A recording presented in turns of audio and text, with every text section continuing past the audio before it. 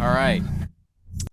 So today we've got a little bit to cover, because what I want to do, this will be our last Zoom workshop for 2020. Hallelujah, right? Praise God. 2020, next time we see each other, it won't be 2020. This is the last for this year, Pastor Tim? Yes. This is the last for this year. Okay. Yeah, because So sorry for others. They missed yes, it. they missed it. We're going to do virtual competition right now, all right? So the first one is cheering, all right?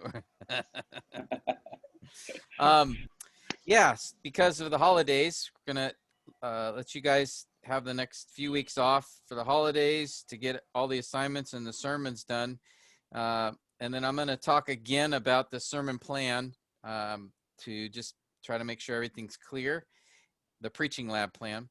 And as well, so we need to cover basically the basic points for getting from the author's what, why, how to the sermon. So I'm just going to review a few highlights for that, and then I really want to focus on how to preach narratives. All right, what you need to remember in preaching a story, because remember, a narrative, is very different than an epistle, and it's very different than a poem or a prophetic text. And so I just want to remind us of a few characteristics of the narrative sermon that we want to keep in mind. Okay, so that's quite a bit we're going to try to squeeze into this time together. So let me get started. I want to pull up our in-class notes here, get everything situated. And all right, good. Okay, so what we're looking at here is, if I could squeeze this down a little bit, this is the entire process. In fact, here it is in visual form. I've showed you this every time when we start our meetings together. I show you this is the entire process. The first steps here, from read and observe all the way to consult resources, are to lead us to the author's main point. And then from that, we get to our sermon. And there's several steps in that process. Of course, we spent a lot of time on this structural diagram step, because there's a lot of aspects and rules in English grammar. So I really wanted to take the time to at least try to help you a little bit more with that structural diagram step. We'll come back to that in our future workshops, because I plan to continue this in the new year. But for today, I really want to focus on these last few steps, getting from the author's what, why, how to your sermon. All right. And so I'm just going to do a brief review of these particular steps. Later on next year, we'll come back and we'll do more detailed discussion. So if there's questions or other things, we can talk about those things as well. But I just want to hit the highlights for you as a reminder, and so we can get to the sermon and focus on that for the bulk of our time. Okay, so that's the plan, Lord willing. And then after that, we'll talk about the schedule again, and I'll address any questions you might have. Okay, so remember, for timeless truths, that's the first step. After you've identified the author's main point, and in a narrative, it's, what is the plot of the story? What's his main point in this particular story? And the outline is in the form of the scenes. The scenes outline the author's flow of thought within a story. All right. And once you have that, the main point of the story, and then the outline from the scenes, how do you go from there, the author's main point and how he describes it, to a sermon? Well, first, we want to identify those timeless truths in the passage. Again, remember, the timeless truths are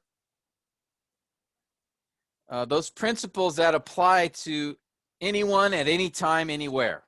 All right, whether you are in a remote village in Africa or in the middle of New York City, whether you are a rich person in Manila or a poor person in one of the provinces in the Visayas, it doesn't matter. This principle applies to everyone, regardless of gender, age, race, cultural background, time period, status. That's a timeless truth.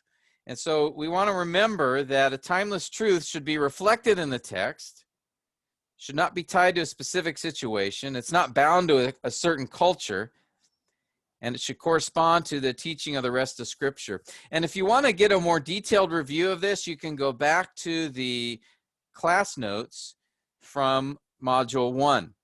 And I've given you a copy of those in the past. You can access them on Canvas as well, get the detailed notes. There'll be more specifics. I'm just covering the highlights of it here. But the timeless truth should correspond to the teaching of the rest of Scripture. It should not contradict any other passage, any other timeless truth based on inerrancy, that there's no error in the Bible. And it should be relevant to the biblical audience as well as the contemporary audience. And what that means is that it applies in both worlds. The timeless truth has application in any place, any culture, any time. Now, that application may be different. For example, there's an Old Testament passage given in the Pentateuch that gives instruction on building a fence around your roof. It's called a parapet. I can't remember the text right now in my mind, but there was a command by Moses from God to build a parapet around your roof. Now, we understand that's not building a parapet or a fence on your roof is not a timeless truth, but it is based on a timeless truth. Okay, the command in that passage isn't that every single person for all human history must build a roof on their house. Okay, that is an application of the timeless truth. And the timeless truth is you need to love your neighbor. And in that day, their houses had flat roofs, and there were stairs that would go up to the roof because they would often sit on the roof. They treated it as a sort of a patio area. And if somebody's children ran up onto the roof, they could easily fall off. And so you were commanded to build a fence around the roof so that other people would be safe. So it's the timeless truth is love for your neighbor. I'm going to show love to my neighbor by building a fence on my roof so that when he comes over and brings his family or maybe an older father or grandfather, that they don't fall off of my roof because I don't have a fence. So the timeless truth is love for my neighbor as expressed by helping to protect him, to give him safety. Now, in our culture, or in your culture, that same timeless truth applies. We need to care for our neighbors. We need to do our best to make sure they are safe. One application today would be, wearing a mask, right? Social distancing. Maybe even when the vaccinations come out. I mean, those are ways today that we can show love to our neighbor because we are trying to take steps so that we do not give them a sickness. And so that would be an application of the timeless truth. Again, the timeless truth is love for your neighbor as expressed in caring for their safety. What that looks like can depend on the time and the place and the culture and the situation. Okay? Any questions on that? Yeah, Alex. Architecturally, Pastor Tim, that is the generally accepted design for building. It has to have a flat roof, so you have to put a somewhat protection so that nobody else will fall down. It's not like today that we have to have a roof that's in a form this way. Okay, that at least according to my research. Yeah, exactly. No, you're exactly right. That's how the roofs were designed often in those days. And even too, if you go to impoverished cultures or less modernized cultures, they often build their houses that way. They're just a box. I mean, I've seen it in the Philippines too, in some areas where it's just a box, and sometimes they build stairs up to the top so that they can use the space on the roof. And so that was exactly how they were designed in Moses's day, because it was simple to build. And so, yes, it was based on the architecture of their homes. So, Alex, you're exactly right. And so Moses made provision for the safety of other people by telling them you need to build a roof. So I'm just giving this as one example. Yes, in our day, a lot of people, the roofs are like this. And so we don't have this, and we don't go sit on the roof when it's like that. So, but there are other ways that we can apply the timeless truth, which is love for our neighbor and trying to ensure their safety as best we can. Okay? So that's just one example of an application of a timeless truth. The timeless truth doesn't change. Love for your neighbor, concern for their safety and their well-being. That's a timeless truth that doesn't change. But how we apply that can change. Okay? All right. And that's for example, even safety codes in building, building codes that talk about what kind of outlet you need to put in and certain things like that. That's a safety code. That's really for the safety of those who are in the house. So that's another application even of that same principle today. All right. Okay, so the timeless truth, you can again try to find from the text. Once you identify the main point of the story, and we'll look at, for example, in John 4, the story that we focused on there was Jesus going to the Samaritans, right, and bringing the gospel. A timeless truth there would be the Great Commission, that we are called to bring the gospel to all nations, correct? We are to make disciples of all nations. That's a timeless truth. That wasn't just Jesus's instruction to the disciples for the first century in Israel. It's a timeless truth. Make disciples of all the nations. And even in Acts 1:8, when Jesus said the Holy Spirit will come upon you and you shall be my witnesses in Judea and Jerusalem and Judea and Samaria and to the remotest parts of the earth. There he says that they were to make disciples not just of the Jews, but of everyone. So that's a timeless truth that we see in the story of John 4 and the Samaritan woman, that we are to bring the gospel to all peoples. We see some other timeless truths when he talks about true worship, that true worship is in spirit and truth.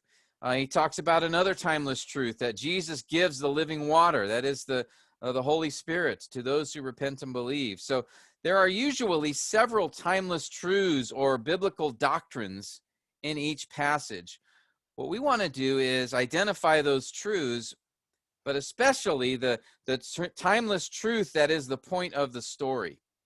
Okay? So as you're preaching from Jonah or Ruth, you want to identify, okay, what's the main point of this story?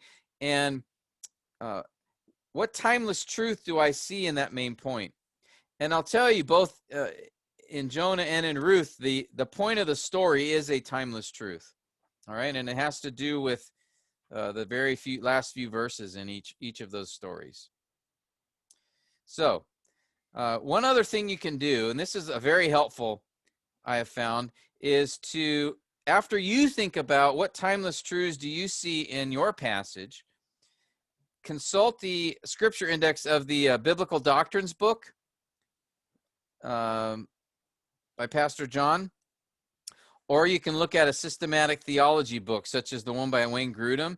And what you want to do is go to the index, the back of the book, and I don't have mine with me, but if you go to the index, then, actually, do I have it with me? I think I have. I can show you. Well, I don't think I have time. If you go to the back of the book, there's a Scriptural Index, and it lists all the scriptural references from the book. So for example, if you're studying John chapter 4, you can go to the back of the Scriptural Index, look up John 4, and just see what verses are listed there. And then you can go to it'll list the page number, go back to the page number in that book, Biblical Doctrines, and it might identify or discuss a particular doctrine or timeless truth in your passage. So that's another helpful way to identify timeless truths. If we have time, I'll come back and show you an example of that. Okay?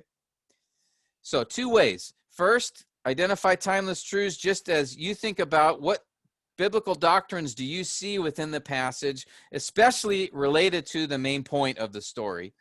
And then secondly, you can locate if your passage is mentioned anywhere in the systematic theology book. And you do that by going to the Scriptural Index in the back, look up the passage you're studying, and see if it's referenced anywhere in the book. And then go look. And you might find that in Biblical Doctrines, it might give an example from John 4 about a worship. In fact, it does. I looked it up. So if I were looking at timeless truths about worship, I actually can look in John 4, verse 24 in the index and find the page number that it's discussed about in the Biblical Doctrines book. All right? So those are 2 ways you can look up the timeless truths. All right. Any questions on the timeless truths? Anything that comes to your mind from that? Now remember, when you preach your story, we're first wanting to focus on the point of the story. And so it's easy to get, when you see things in, oh, look, oh, here's a great statement about the deity of Christ, or, oh, here's a very interesting explanation of the humanity of Christ, or, oh, this would be a great time for me to talk about worship. Okay, so those are lots of things, like in John 4, you may see those timeless truths, those biblical doctrines there, but first you need to focus on the point of the story. And those aren't the main point of the story. Those are seen in the story, but they're not the main point. First, I want to capture what is the author focusing my attention on? What's the main point he's trying to communicate in this story? That's the first thing you want to do. And then you can mention these other things as you see them, but be careful not to make them the focus, because that's not what the author is making as his focus. Focus on what the author is focusing on first. All right? And then you can come back later. If you want to do a message on true worship from John 4, that's perfectly fine. But I would first explain the point of the story of John 4, and then you can come back and talk about true worship in detail if you would like to do that, or on the deity of Christ, the humanity of Christ, or some other particular things that you see in the passage. But be careful not to get sidetracked onto these other biblical doctrines that may be in the passage but aren't the focus of the passage. All right? That makes sense? Okay, again, just to emphasize, I'm not saying that it would be wrong to bring up those other things. Just first give the story and its point, the timeless truths, the application, because that's how you will teach your people to read the stories, and that is what the Holy Spirit's wanting to communicate as a priority. And then, like I said, if you want to give doctrinal instruction to your people or reinforce particular doctrinal truths that you see in the passage, those are perfectly fine. What I often will do is, just as I'm explaining the story, I might make 1 or 2 comments. Like, for example, in John 4, when Jesus, it says he was tired and he wanted a drink, I might just make a comment, and I might say something like, now before we get to the focus of this story, just do you notice here that Jesus is tired and thirsty? That again reminds us that not only is Jesus the Son of God, he's also the Son of Man. And then I'll just leave it there, and I'll move on to the story. So sometimes you can certainly do that, just make a comment or a reference, but keep the focus on the story. Now, if there's a particular a doctrinal truth like true worship, for example, that you realize, I think my congregation or the people I'm teaching really need to understand this better, then I would save that for a special series or message next week. All right? And just as you're preaching through the passage, you could just say, we see here some wonderful truths on what it means to worship God, and we're going to focus our attention on those next week. But for today, we just want to understand Jesus addresses this topic of worship because the Samaritan woman brought it up. And so again, you can make some comment, but I would not get into a whole focus on that until you've explained the story and its main point. All right? Questions on timeless truths, questions on how to preach them or how they're connected to the sermon. Good morning, Anselmo. Good morning, Sid. Good to see you.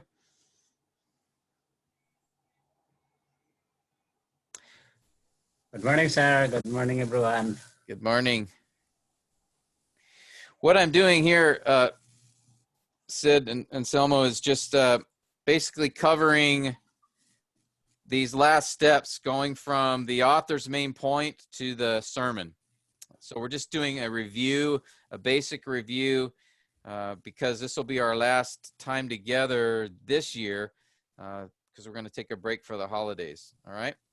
So we just focused here on timeless truths. And as I mentioned also, you can go back to Module 1, the class notes, the teacher's notes, and get more details, or there'll be some details as well in the Module 2 notes, which are on Canvas. All right. Okay. So timeless truths. Are we okay on that?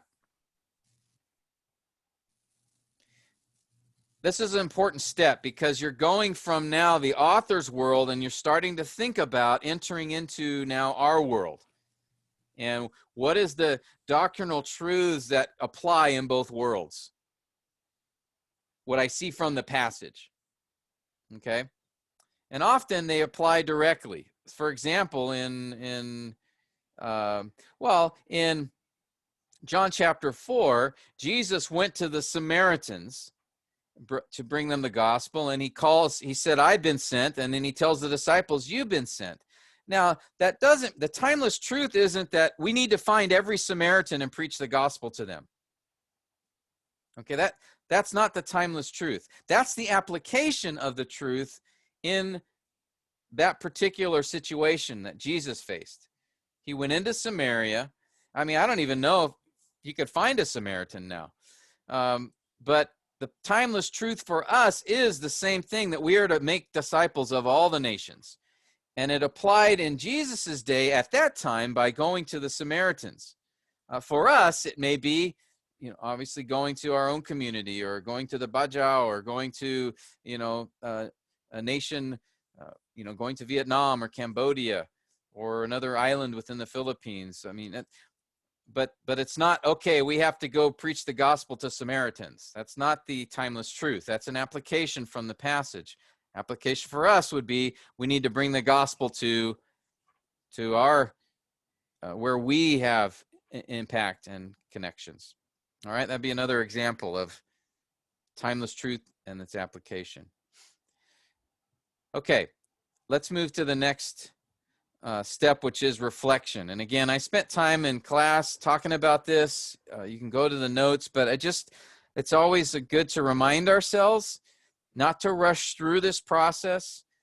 There's always pressure to have to get a message ready, and you're going to have pressure to get this sermon ready so you can record it and preach it before, our next, before the next time we're starting our classes. There's due dates. So it can be, you feel pressure to just get the assignment done, or if you're preaching your congregation, you feel pressure. I have to have something ready on Sunday. And that pressure can hinder us from actually focusing the text to ourselves first. And how does this passage apply to me? What is it I need to learn from this? What is it, where do I need to grow? As I'm thinking about John 4 and the need to make disciples of all the nations, am I really committed to that? And so this is a step where you step back, you don't do any more studying, you close all your books, close your computer even, or whatever you use to write on, and just think about, meditate upon those timeless truths you found, the author's point, the point of the story, what God is saying in this passage, and specifically how it applies to you. And then how it would apply to the people you're going to teach or preach to. And so it's really just that time of inward reflection, but also reflection on those that you are seeking to help in teaching this passage. And so for this step in reflection, I recommend taking 30 minutes to an hour, or take longer even if you want. Spend some time meditating upon it. And again, meditating is talking to yourself. It's preaching to yourself. It's not emptying your mind of anything. It's actually filling it, and you're filling it with all the things you've been studying it. You're filling it with the timeless truths. You're filling it with the main point of the story. You're talking to yourself about it. Okay? So what should we meditate on? These would be some things to consider. What does the passage teach you about God? How does it apply to you? How does it impact you? Are there commands that the passage has identified in your life? So for example, if it's from John 4 and the need to make disciples, that is a command Jesus gave to all of us. How are you doing? How am I doing with that particular instruction? Do I avoid my Jerusalem, or do I avoid all the nations? This was an issue, right, with the Jews. They avoided the Samaritans. Are there types of people I avoid? And thinking when I preached John 4, I thought a lot about, I had real struggle with Muslims, and because of the persecution that many Muslims have and are still putting upon Christians. And it was very hard for me to have a love and a compassion for them because of that. So those are the kinds of things to think about. So first, you meditate, that is, talk to yourself about the passage, and these might be some guiding questions. And then secondly, pray. Now again, remember, meditating is talking to yourself, praying is talking to God. Meditating is letting God speak to you through the truths of the passage. Prayer is you speaking back to him. And so things to pray about as you're reflecting on this would be, thanking him for what you've learned, asking for insight, for wisdom, pray for discipline to apply it, ask him for skill in preparing the sermon, these kinds of things. And this is interactive. It's not just, okay, you spend 20 minutes meditating, then 20 minutes praying. You go back and forth, right? As you think about a particular truth, maybe you feel conviction, and then you just ask God for forgiveness right in that moment, or confess it, or ask him for help. And then you perhaps think about another thing from the passage and then talk to God about it. So usually for me, it's back and forth. I'll meditate, think about, and then I'm talking to God about it. And then I'll meditate, think about something else, talk to God about that. So that's the idea here. But the real goal of this time is just stopping your study and thinking about what you've learned, how it applies to you, and talking to God about it. That's basically what this step is. And a lot of pastors, preachers, teachers, leaders don't do this, or don't do enough of this. They might pray about the message as they prepare or something like that, but really reflecting on it, meditating on it, thinking about how it connects to them. A lot of guys don't do this. And I think, maybe you guys can give some input here. What might be some reasons for that? Why do you think this would be a neglected step as you prepare for a sermon? You guys have any thoughts? Like what you said earlier, maybe I have to give something. But Pastor Bobby taught us now, because not I have to, but I have something. Oh, yeah. By the grace of God, I am applying what you just said, reflecting on that. And that is really a part of life. Good, thank you.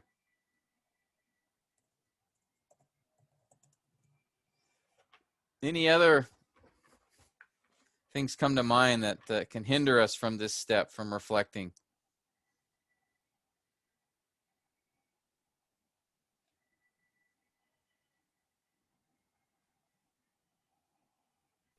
It's really a strong temptation, Pastor Tim, to really rush because of the schedule, especially if every day you have this regular schedule, which have become your routine already. So the temptation and the pressure is always to be ready and just as what Pastor Noor pointed out, just say something instead of do reflections every time and really communicate in such a way that you really, in our study, giving the point of the passage that you're looking at, and you want to you want people to see the point of that passage. I mean, it's the pressure to really just do it and just say something instead of reflecting or saying what the passage is saying.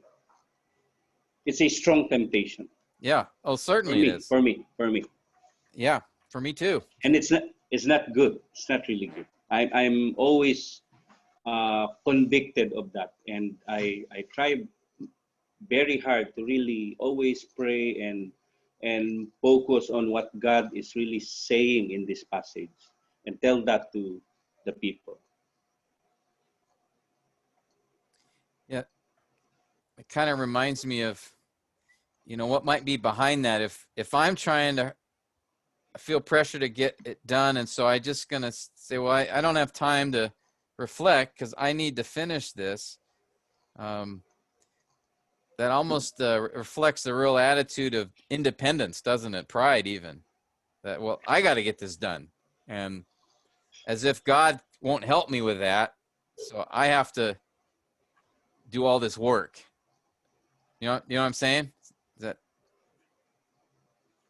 So I think maybe we could even say what can hinder us is pride, thinking that I am the one who this sermon depends on. Right?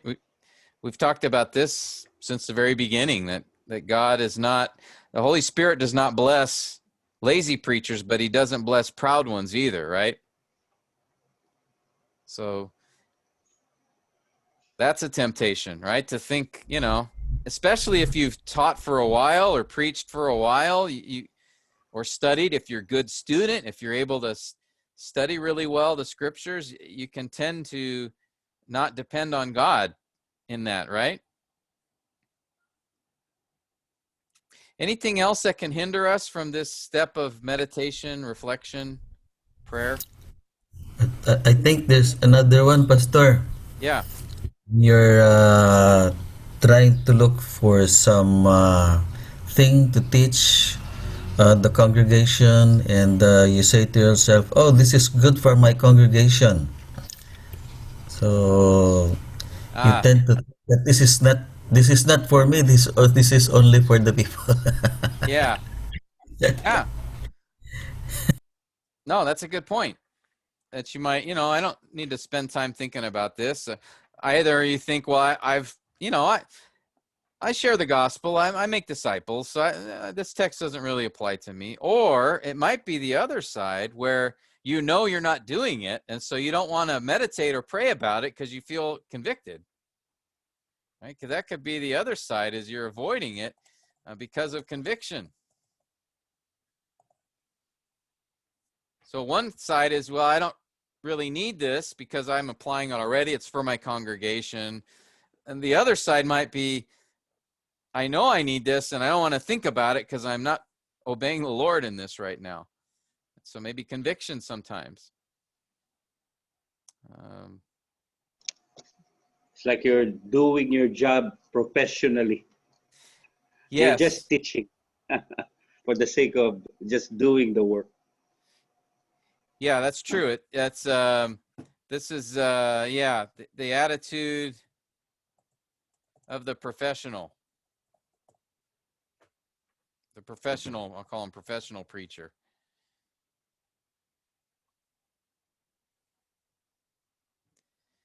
So, yeah, there are probably some other reasons. I don't know. Does anyone have one more that comes to your mind? Laziness and complacency, Pastor, or complacent. Yeah, maybe just laziness.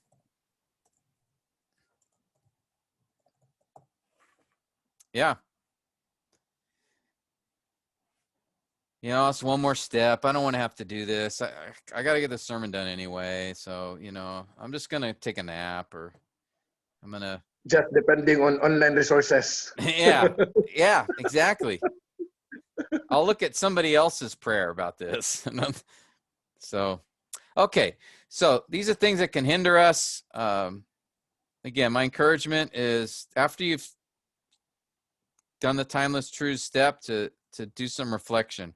And then, what's helpful, I like to do this, just write out a couple paragraphs. After you've meditated and prayed, just write down a few things that you got out of that time. And this is for you. This may or may not be something that you find come into your sermon. Oftentimes it does for me, an application or some personal reflection. I'll often share in my message, because I know if it impacted me that way, it might impact somebody else. But you don't have to share this. This would be just kind of your personal thoughts that I think is helpful. George Mueller did this, wrote journals. I think it's a helpful thing, and you don't have to write out a lot. Just a little bit, I think, would be very useful. Would be my recommendation. And then after this step is put together your sermon concept and outline. All right, sermon concept and outline. If you remember, the sermon concept is basically the main point. This is the main point of the sermon. Some people call it the propositional statement. The sermon focus. And one guy calls it the big idea. I mean, there are different ways that I think Chappelle calls it the fallen condition focus. There's a lot of ways it's described, but it's basically just your sermon main point. I think another one's the homiletical idea. This kind of thing. But it's your main point, and you want to be able to articulate how would I summarize the main point of my sermon in a sentence, a short sentence. This is very important. John MacArthur, in fact, I'm going to ask, Pastor Bobby, welcome. Good to see you. Pastor Bobby, maybe I can ask you, if you don't mind, you want to read this quote from Pastor John?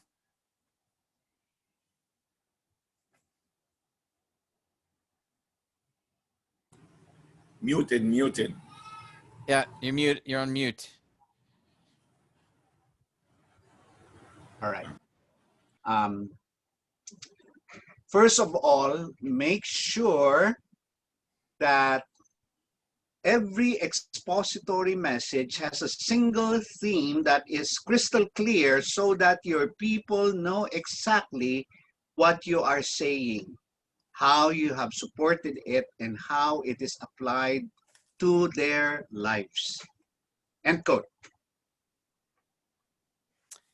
All right. So I think this really clarifies we have to make sure we have a single theme, a focus, that we articulate what that main point is.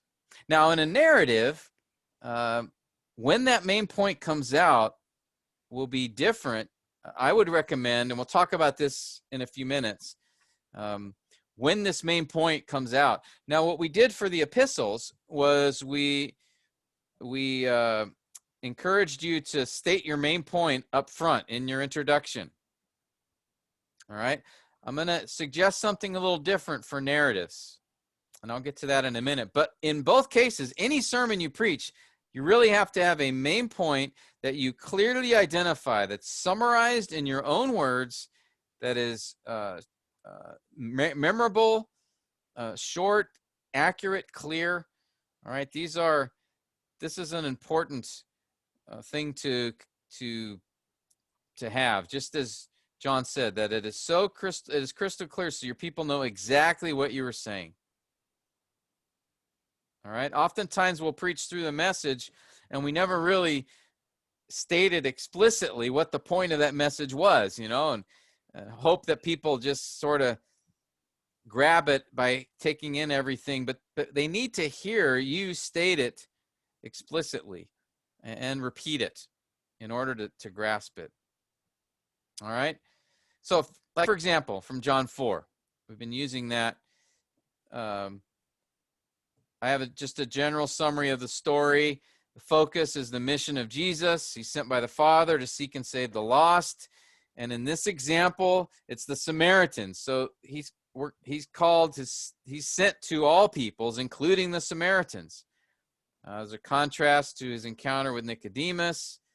And then Jesus, at the end of the story, turns on his disciples that they've too been sent on a mission. Now, this is not my sermon focus. I'm just summarizing the story here, okay? And then I summarize it more succinctly in the author's what, why, how. The author's what is Jesus the Messiah is sent on a mission to bring salvation to all, a mission he intends for his disciples as well. This is what I came up with as the author's point. Okay, this isn't my sermon concept yet, so maybe I should just write the author's what, why, what, and why. Okay, and then the why is to show he is the Savior of all people, which this connects to John's purpose in his gospel. All right. Now, the timeless truth from the main point, again, as I told you, there may be several timeless truths in your passage, but the one connected to the main point here is, and I state it here, as we consider this passage, or I would just say as we consider John 4, we see the timeless truth here is reflected in the Great Commission. We're to make disciples of, and in this text story, be all the nations. And so my sermon concept should reflect this. All right. This is all the background information that will go into coming up with my sermon main point. All right. I just sort of summarize the plot of the story, and then I restate the author's what and why. What's the author's point? Why is he making this point? And then what's the timeless truth from that? And then from all that, I want to come up with, okay, as I'm preaching to my hearers, how do I summarize this in the main point that applies to them? Okay? That's what we're doing here. And we'll get to what I put in a minute. Or I guess I could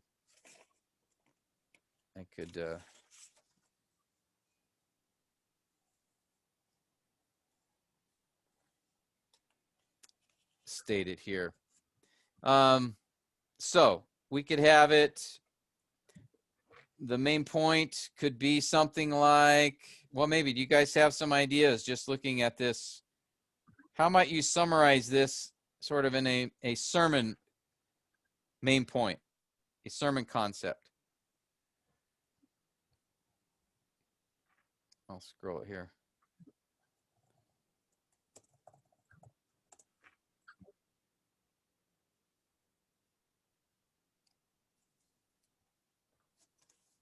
Ideas?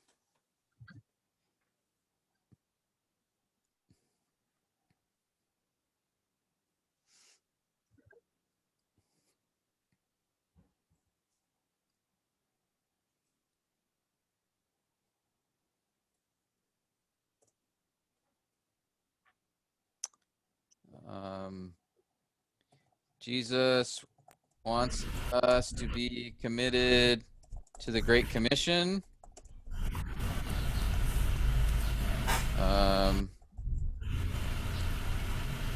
Alex, you have one? Probably, Pastor, it will go something like this. If you stay on the mission, I'll be with you. Okay, stay on the mission. That's more, that personalizes it a little. Good. Okay. Jesus was an example to us to reach others. Oh, good. Okay, Jesus was an example to us to reach others. I could add with the gospel or something, right? Okay. Yeah, and again, the focus here is on the type of others, right? In this case, the Samaritans. There's a, yeah, these might be around the idea. Now, as you think about a sermon concept, it's obviously got to reflect the main point of the passage, and it needs to be short and memorable. And you also, it's helpful to make it, if you can, directed towards your hearers. So something like, be actively engaged in Christ's mission to reach all the lost, or make his mission your mission, or you could turn it in the form of a question. Are you committed to the Great Commission? Or are you actively engaged in making disciples of all the nations? Something like that. But I might make his mission your mission. That one kind of sticks out to me. Now you could even add to everyone, again, because there's this idea, it's not just preaching the gospel, but even to those who aren't the ones you'd think of first to preach the gospel to. That's the little twist in this story.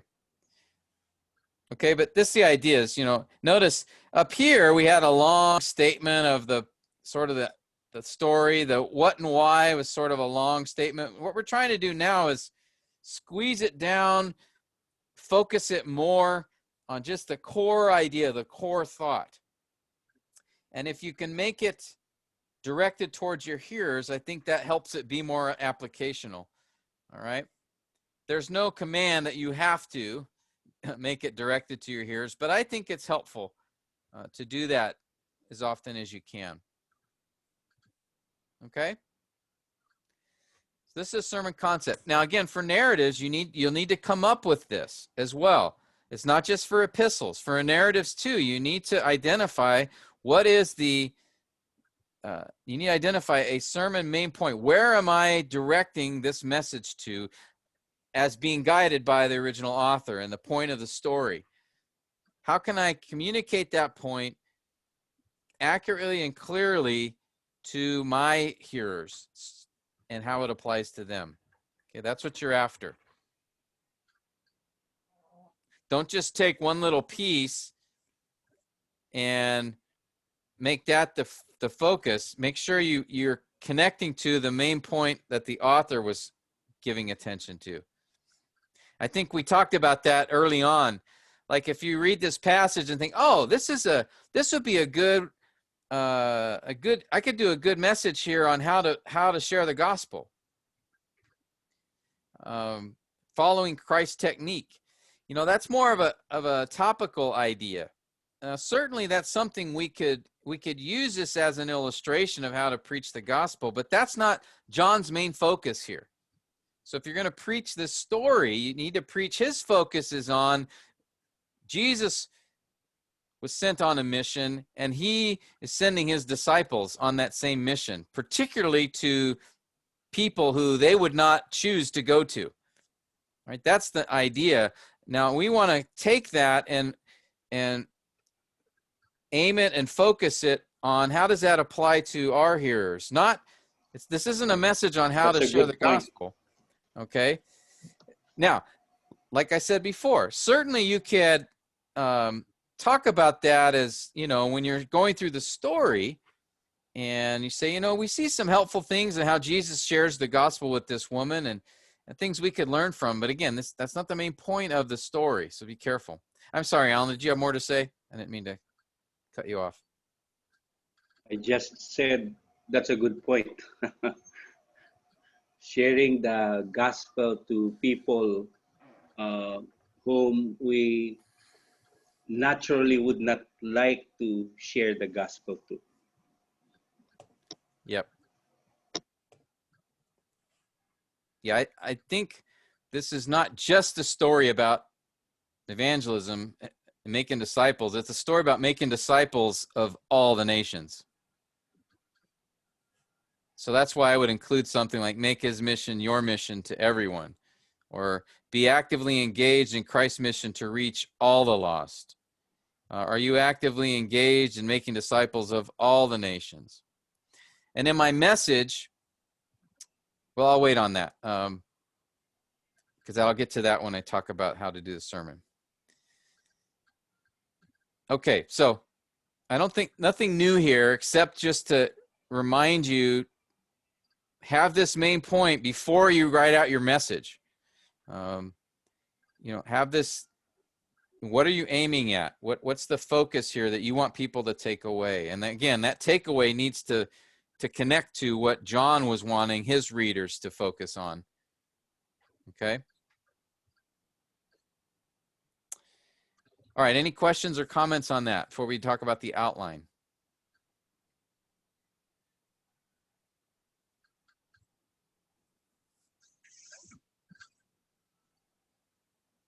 Okay, let's get to the outline then.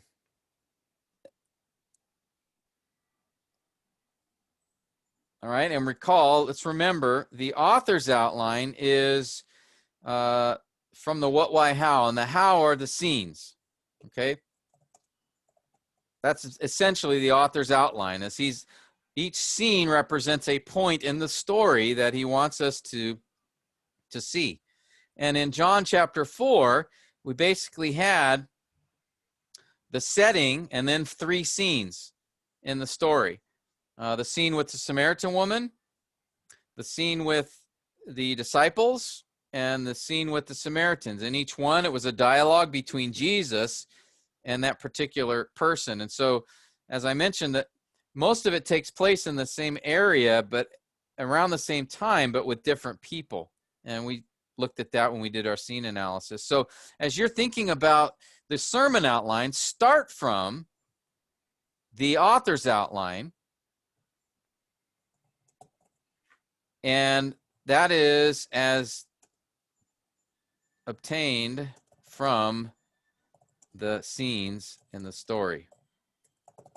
Okay, and for John 4, this is the how of John 4, which I give you the example for. Now, I think the scenes are a very helpful guide in preaching the sermon. A lot of times, and we'll get into here, I think, how to preach narratives a little bit. We can start the discussion now. And this is just, in my experience, I often have seen narratives preached like epistles where someone will look at a passage and they'll find, 2 or 3 doctrines that they see in the text, and then they'll just make the sermon structured around those 2 or 3 doctrines, and that'll be their outline. So, for example, in this particular story, in John 4, they might talk about the work of the Holy Spirit. because the living waters are reference to the Holy Spirit. So that might be their first point. The second point might be the need for true worship. Jesus talks about that. The third point might be the importance of evangelism or something like that. Okay, that's often what I see. It's a more propositional sermon that's shaped and preached like an epistle, where there's a doctrinal proposition that's given and then explained, and the story just sort of serves as a illustration of those doctrinal points they're trying to make. That's what I've seen in a typical story. What I would suggest is follow more closely what the author's doing. He's telling a story, right? He's telling a story. So we want to convey the same biblical truths in the way that he does. You know, it's like when you're watching a movie or reading a story, and you're like, as the story unfolds, you're like, what is the point of the story? And all of a sudden, oh, now I understand what he's doing here. Now I understand what this story is about. That's that process of discovery, right? As you're following the story, as you're reading it or watching it, and as its point becomes evident to you, that point doesn't usually happen at the very beginning, right? Normally in a story, you don't have the narrator come up and say, okay, now this is the point of the story that I want to tell you. This story is about why you should never tell a lie. And I'm going to show it in 3 ways. You should never tell a lie. First, because it hurts people. Secondly, do not tell a lie because it does not honor God. And thirdly, don't tell a lie because you'll get yourself in trouble. Right? Most stories don't come out that way. That's not a story. That's a lesson. Right? That's an epistle. All right? A story it'll just say what happens. And through the events of the story, you will learn that that's the author's point. And oftentimes, we don't learn it till we get toward the end of it. Like in the story of David and Goliath, it's hard to see what the point of that is in the middle of it when David's saying, I'll fight the giant, and you don't know what's going to happen. And you don't know what motivated him to say that. And why did his brother get mad at him? And why did Saul make him try on the armor? And why did David, you have all these questions, and you have to hear the whole story before you, and see how the story fits into the whole book before you can really grasp its point. And so my encouragement to you men is to preach your passage as it was given. Preach it as a story. Don't identify a doctrinal truth up front that then you explain from the story in a way you would from an epistle. All right? Unless your story has instruction within it. Okay? Like Jesus gives the instruction on true worship. Certainly, and that's okay. But like I said, I wouldn't focus on that until maybe a follow-up sermon or something, if you want to spend time on that. But my main point here is to tell the story, have your sermon sort of reflect the same, be given in the same way as John gave the original text. And all this is leading me to how would I outline this passage? Okay, and I start from the author's, the scenes. And now sometimes as you do that, you might think about breaking up a scene or combining a couple of scenes together. That's perfectly fine to do. In fact, I did that when I preached this sermon. I took a little bit out of the first scene to explain the setting. And then I split up scene 1 with the woman into 2 parts.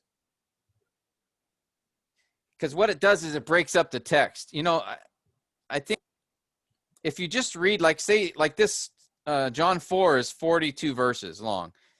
I would not recommend reading the whole story at the beginning. 42 verses, that's a lot of verses. And I'm not sure people will follow you, especially if they're familiar with the story. I think just reading the whole thing up front, it's better to break it up. Tell it like a story. So give the setting. In my case, I read the first few verses, and then I just, you know, add life to it. I'll give a little more detail of it. Then I'll go into the first scene, and I won't read the whole scene. I'll read, you know, 7, 8 verses maybe, or 5 or 6 verses, depending on how long it is. And just sort of tell it as it's given. But if you read big portions, it's harder to tell it as a story. It sounds more like you're just reading.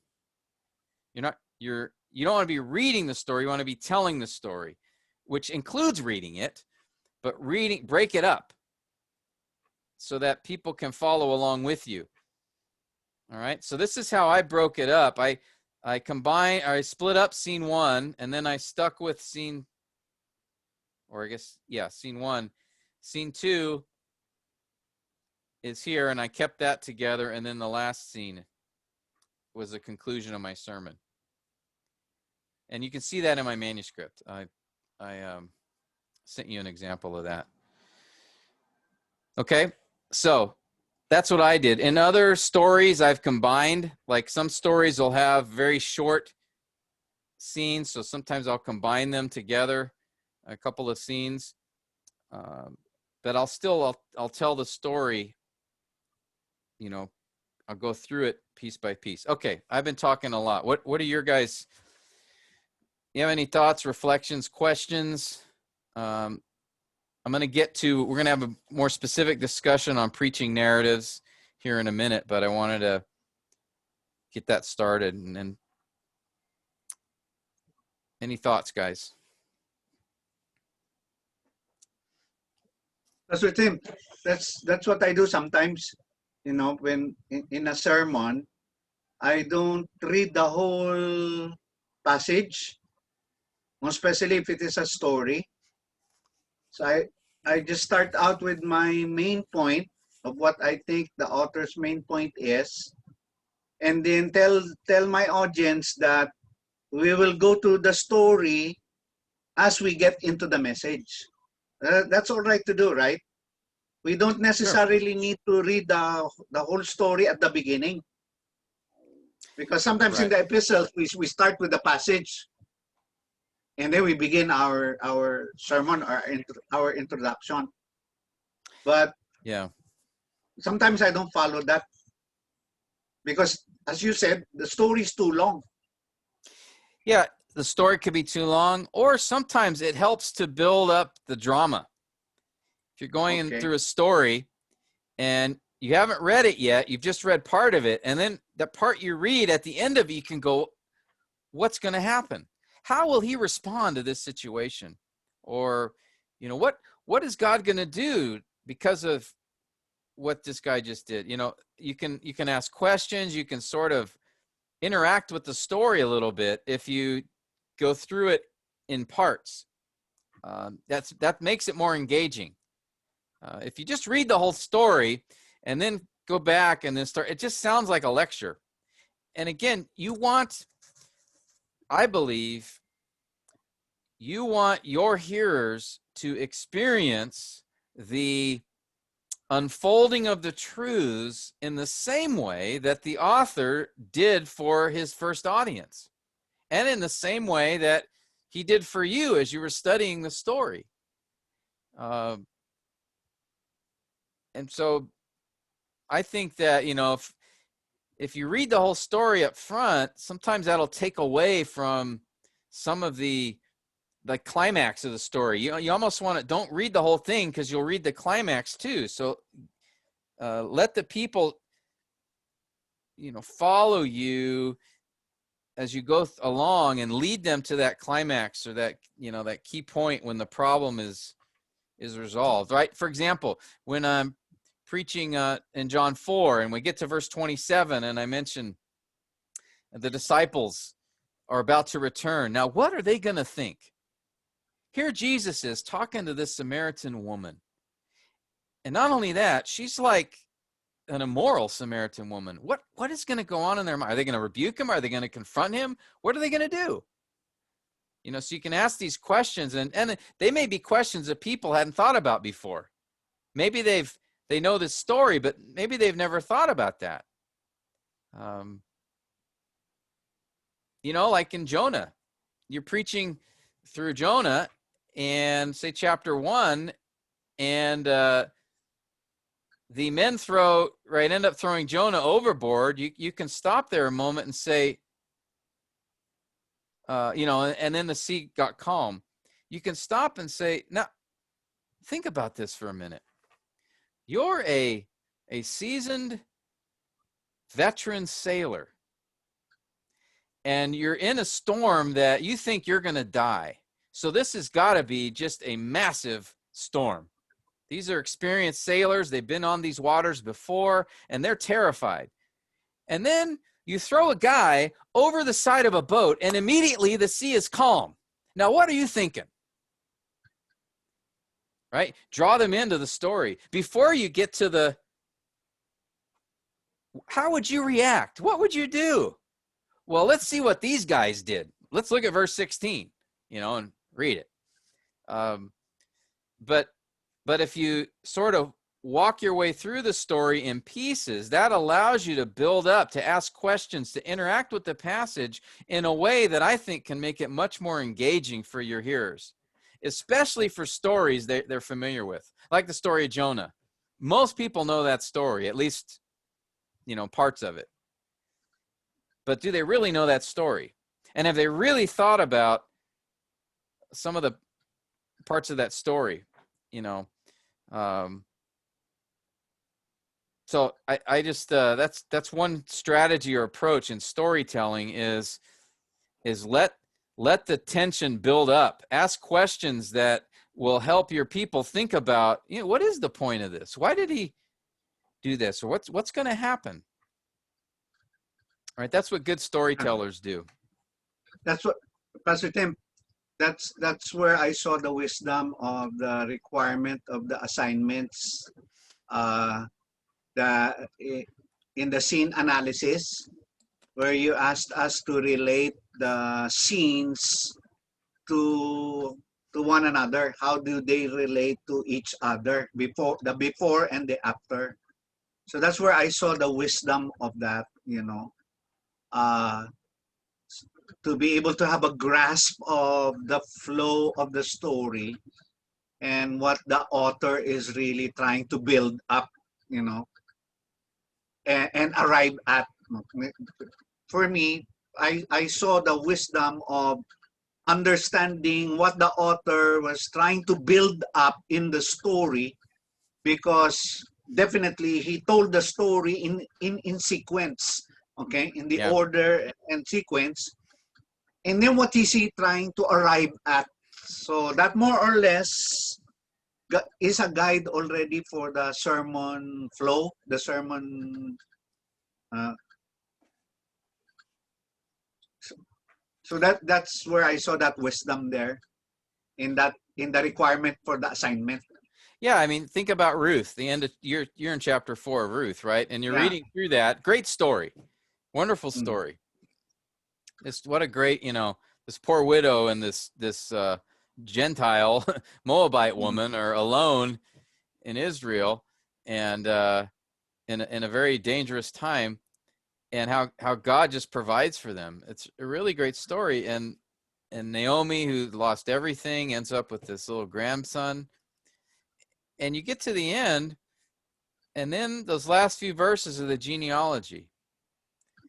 So, you know, when I preached through Ruth, to just say, you know, this great story, and picture this, you know, scene now with Naomi, who, remember, just, you know, just a year or so earlier, she was completely despairing, and now she's, can you picture the scene? There's this, her little Lepo is sitting on her lap, and everyone in town is just so happy for them. What a great story.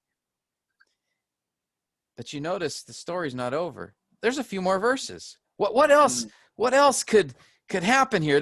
How could this be any more wonderful? And you read those verses, and to Perez is born Obed, you know, and you get, you know, like, what? This is boring. Why do you put a genealogy at the end of this love story? The guy ruined it. Whoever wrote this story doesn't know how to write a story. You know, you could go that route, or you could go, you know, what? But the idea is, why is there such a shift in this wonderful story, and then you get those last few verses that's just a genealogy? What's the significance of that? Why would the author do that? And so you want people to think that way, because again, most people know or familiar with the story of Ruth, or at least some basic parts, but have they really thought about what is the purpose of this story? And have they thought about, you know, what is the author trying to communicate in this story?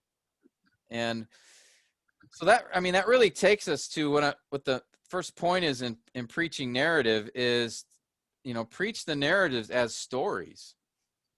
Be a storyteller. When I came to understand the last portion, Pastor Tim, 18 to 22, and its significance to the redemptive purposes of God, I cried. I cried while doing the assignment. Yeah. Yeah, it's a when you look at the last word of Ruth and the first few words of Ruth, there's a contrast there that where the people of Israel were and what God did. And it maps, where was Naomi at the beginning of the story, and where did she end up? What situation were the Israelites in at the beginning of the story, and what did God do for them? And then, and then it reflects on a third level to what situation were we in, and what did God do? You know, so it's a very intricately woven story. It's really well done. There's three layers, three levels in which the author is operating. The story of Naomi and Ruth, the story of Israel, and the story of humanity. It's all there. And you don't get that until those last few verses. And so Jonah's the same thing. You know, in Jonah chapter 4, you know, we learn something that Jonah had a conversation with God that the author didn't reveal in chapter 1. You know, when the whole thing started, Jonah had this whole dialogue with God. But in Jonah chapter 1, it just says Jonah ran the other way. It doesn't say why. But then we learn in Jonah 4, they had this conversation back at the beginning. But the author chose not to let us know about that conversation until the end of the story. Why? Right? That's something you got to think about. The author could have told us, because that's at the very beginning of Jonah. Jonah 1, you're thinking, what is Jonah doing? He's like, he's running away from God. This makes no sense. Now in Jonah 4, we find out why, but how come the author didn't tell us that at the beginning? Because he's building the drama. He's building the story. And he wants to bring us to a climax of, oh, this is why Jonah did that. And this is what God wanted to teach him. And us in the story. But you want to preach the narrative as a story. The Holy Spirit intentionally chose to communicate a particular theological truth, a timeless truth, he chose to communicate it in the form of a story. If you're preaching Jonah chapter 3, it's a story. It's not an epistle. So I think that's a strong case then for us to preach it as a story. Let it unfold. Let the events of the story unfold and reveal its point. And tell the story in such a way that people can, they're listening to a story. People love stories. Why do you think a majority of the Bible is written as narrative? More than half the Bible is narrative. You realize that, right? If you think about it, think of all the books in the Bible. Think of the New Testament. You know, our focus is often the epistles. Most of the New Testament is narrative. The 4 Gospels and Acts, right? That's a big chunk of the New Testament is narrative. Yeah. And the Old Testament, Genesis all the way up through really Job. Job is poetic genre, but it's in the form of a story, is narrative. Pastor Tim. Yeah. Even the epistles, Pastor Tim, it looks like it was provided an outline of a narrative in the book of Acts. God had to outline it in a narrative form in the book of Acts, the epistles. Yeah, Acts, you know, the epistles do find a strong connection to Acts, at least many of the epistles, not all of them, but a good portion of them. And honestly, as we've studied, you know, the background context of the epistles, it's often good to, as you're introducing an epistle, you know, introduce it in the form of a story, you know, because there is a story behind it, the background. Now, when you're teaching through the epistle, the focus is going to be didactic. It's going to be, you know, instructional, because that's the form the epistle is given in. And here I'm trying to make the case that since God gave these to us as stories, then we should really preach them as stories. All right. Now, that brings me to the inductive sermon versus the deductive sermon. Can anybody tell me what is a deductive sermon? Anyone have an idea? When I say deductive preaching or a deductive sermon.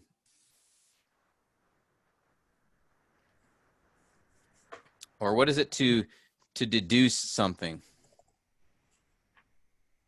From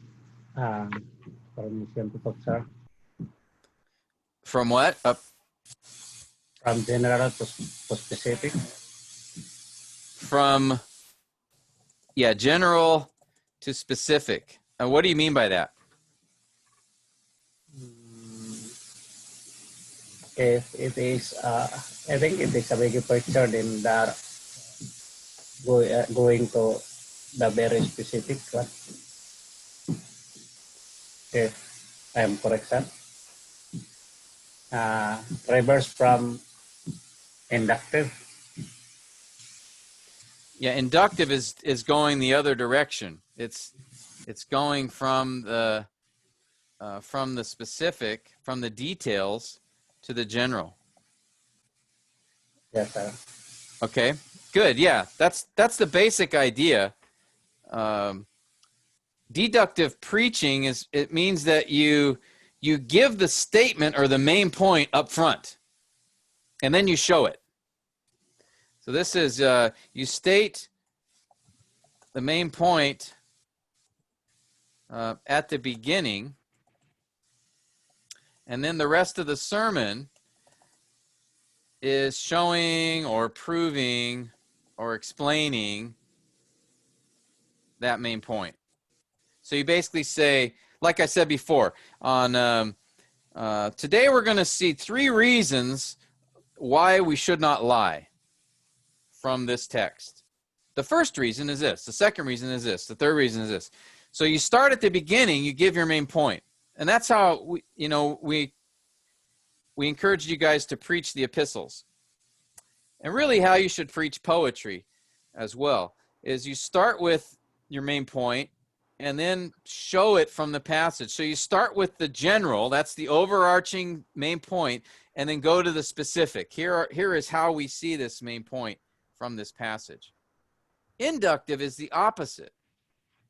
Inductive is you lead them to the main point at the end of the message. All right? You arrive at the main point. You go from the specific to the general. You show the details and then give them the reason for it or the main idea from it at the end. Just like in a story. Often you won't know the point of the story until you know the whole story. And so that's inductive. Inductive is moving from a particular to the more general. Here the preacher is showing rather than telling. In other words, by showing, I mean you go through the story, and then rather than telling people, okay, this is the point of this, and this is the point of this, and this is the point of this, you just tell the story. And then at the end, you sort of bring them around. Like in Ruth, you get to the end and you say, now, what is the author wanting to show us here? What is the point of this story?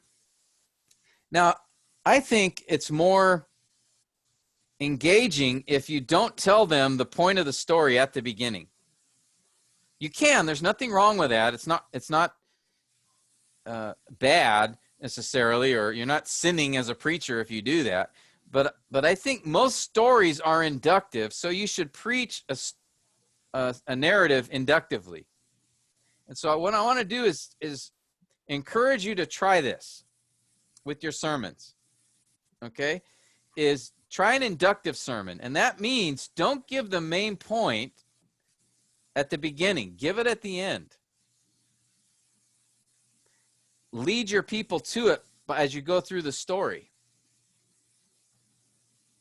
For example, if I'm preaching through the whole book of Jonah, and I get to that part about the sailors, how are they going to respond? Look at verse 16 with me. Notice these sailors, it says they feared the Lord and they offered him sacrifices, and they honored him.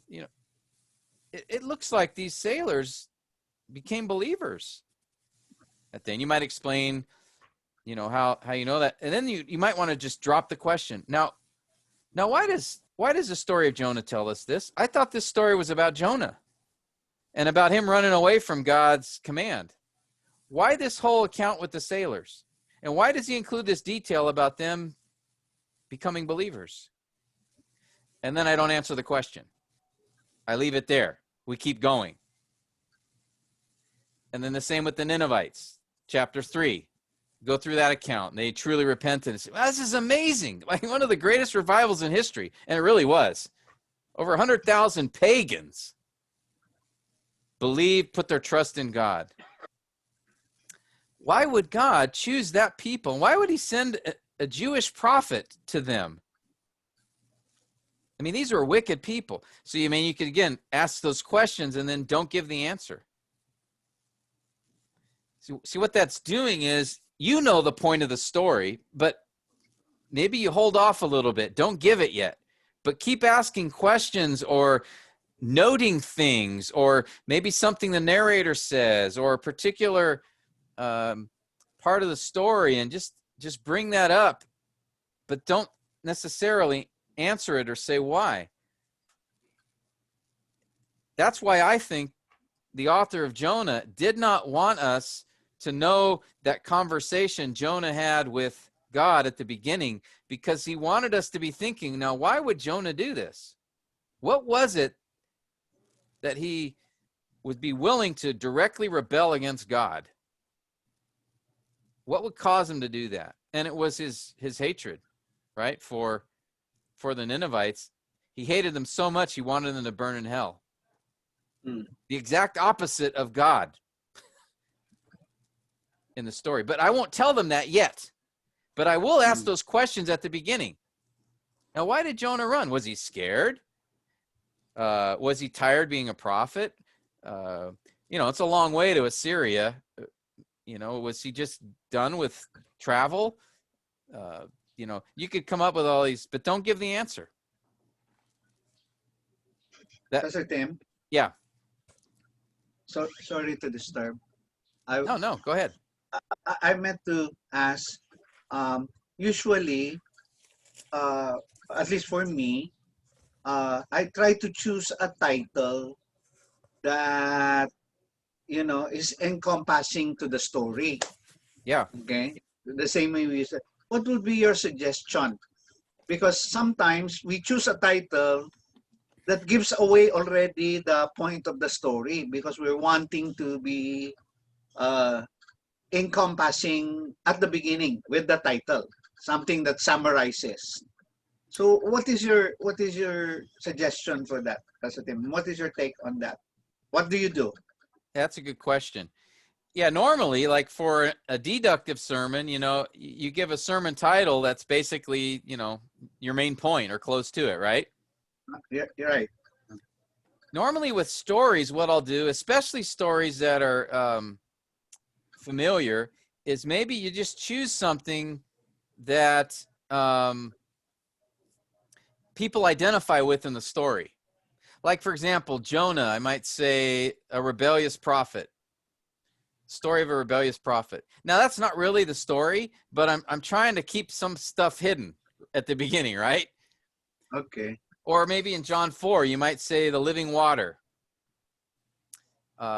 You know, that's part of the story. It's not the focus of it, but I don't want to give it away at the beginning. So, Pastor Tim, Yeah. it's like you're telling us that it's okay for us not to tell them the answers right away.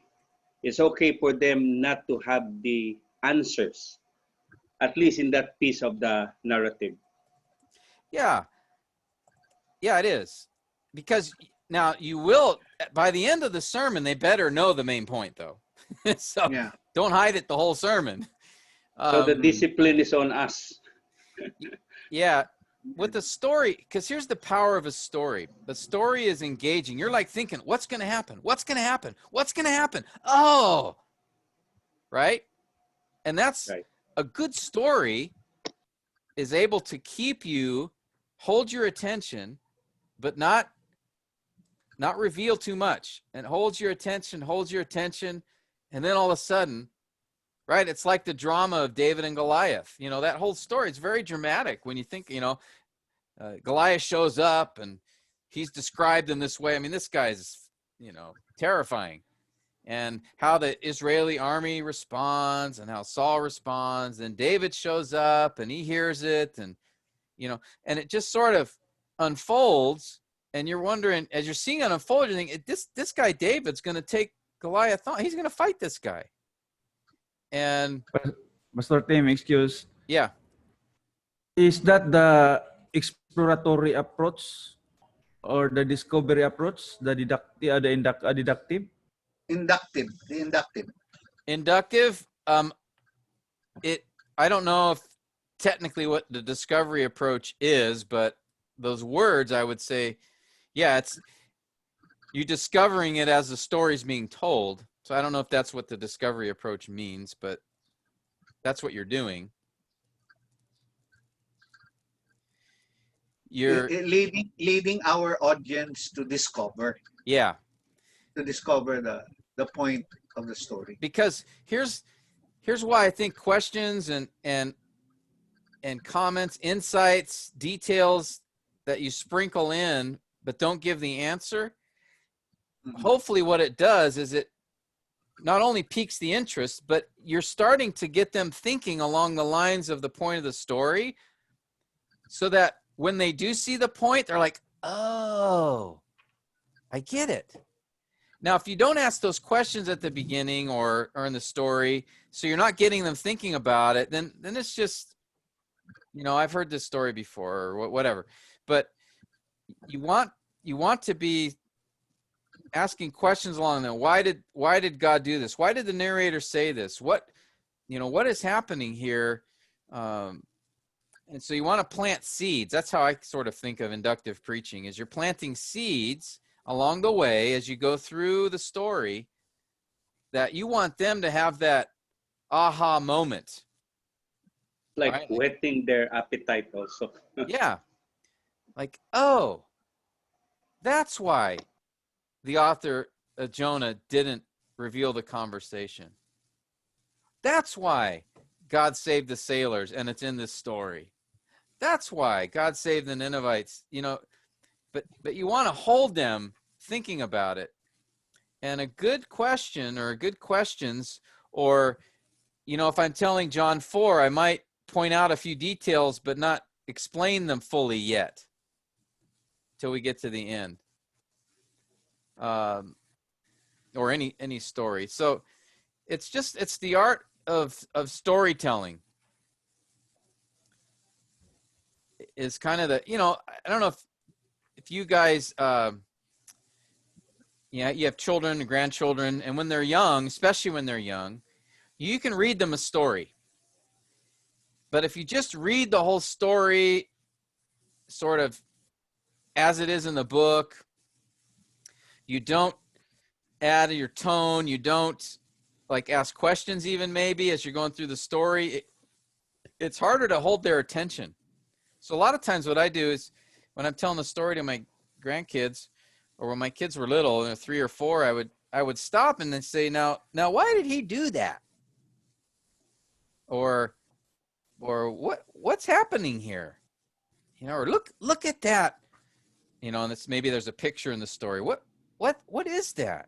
So what I'm doing is the same thing. I'm trying to engage them in the story, asking questions to get them to think about it, to hold their attention for one, which is not easy to do for a little kid, but also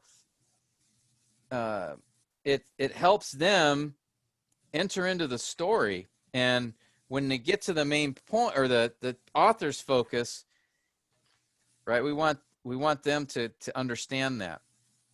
All right, so I think, and this is why I want to encourage you, try an inductive sermon. And in fact, I want you to do this when you preach it. I'm going to grade you on that just to see how, because I want you to try it. Maybe you're used to preaching this kind of sermon, or maybe you've never done it before. But try to preach a sermon where you don't give the point up front. You lead us to the point, just like the author of the story led us to the point of the story. Okay?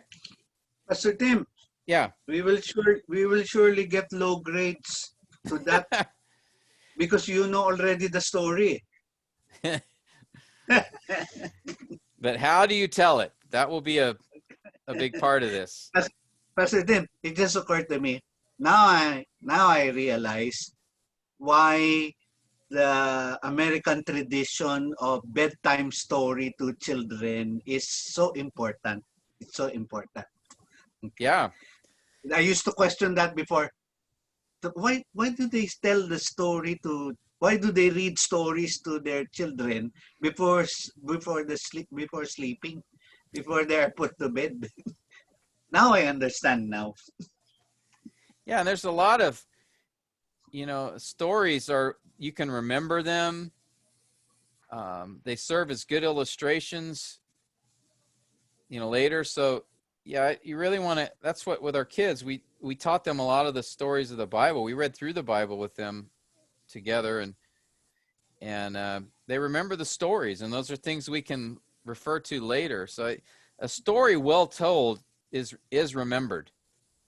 And so if we can preach that story well, I think they'll get the point of the sermon well. And a lot of times too, we feel like, I think we feel like we have to put a bunch of points in a story. We feel like in an epistle, you might have 3 or 4 outline points, right? Three methods of powerful prayer. The first method is this, the second method is this, the third, or 4 characteristic of the godly husband. I mean, that's a typical, epistolary sermon, and that's fine, because, epistles are packed with doctrinal truth. But a story's different. Usually a story, there's just one point. One main point. And so don't feel like you've got to cover all these different points. You want the people to grab what's the main point. That's what you want them to. The whole story is being told to communicate this one point about God or this truth about man. And so don't feel the pressure of having to include, like, I got to have, 3 outline points here. No, really, with a story, there's just one thing you're wanting to draw their attention to, because that's, with a story, that's typically how it is. There's usually just one main point. Sometimes there might be a related point to that as well, but we want to keep that in mind. Okay, don't. Usually too, what I'll do is I'll tell the whole story and really only get to the key doctrinal point, there's key focus, in the last part of my sermon. If it's inductive, I want to lead them to the point of the sermon, and then we'll talk about application after the main point. Rather than like an epistle, right? You have the point, proof, picture, plan, problem with each outline point. Don't do that for the narrative sermon. All right? It's different with the narrative sermon. Come again, Pastor Tim. That last point you said.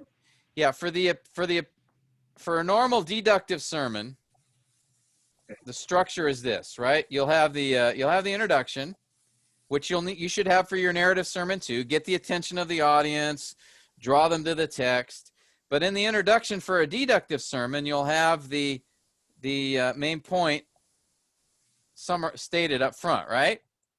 Mm. And then you'll have the body of your sermon will be point 1, point 2, point 3, and each of these you'll have the point, proof, picture, right? Remember we talked about that? Yeah. Okay. Yeah. Now that'll be the case for all, right? Each of your points. And then you have your conclusion. Now for an inductive sermon, you'll have your introduction, but here I would say don't give away the main point. All right? Maybe ask some questions that might get them thinking about the theme or the topics, but don't give up your main point up front. And then the body of the sermon is you're telling the story. So you'll let it unfold by scene. And like I said, maybe you combine a couple of scenes. Or, scene 4A and then scene 4B. So you're not necessarily saying, okay, point number 1.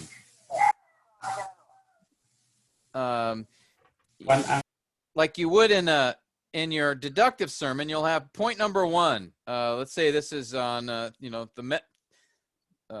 three characteristics of powerful prayer. The first characteristic is pray frequently, and you'll make the point from verse 1, and the proof, you'll explain it, you'll illustrate it, you'll apply it. And then the second is pray boldly, and et cetera, right? That'd be a normal deductive sermon. But an inductive sermon, it might be like you might preach scene 1, might be you're just telling the setting of the story. Now, let's read the first few verses of Jonah chapter 1. So you read the first few. Now here we learn about this man named Jonah. Who is he? He's a prophet.